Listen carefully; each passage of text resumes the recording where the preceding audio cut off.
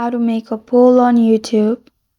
Hi everyone, it's Sophia to assist you today without any delay. Let's jump right in. First, open YouTube. Log into your account.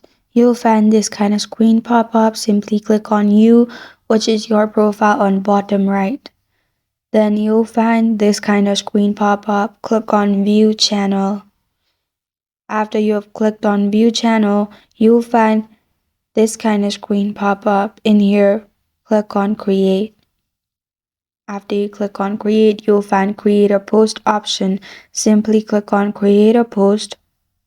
In here, on bottom left, you'll find 3 lines. That's the poll.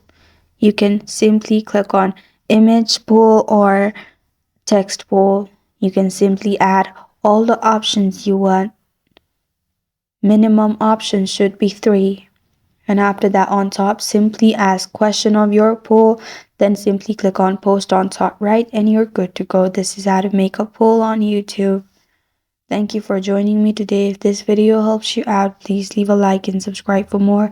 Got a question or want to suggest a topic, comment below. I'm Sophia signing off until next time.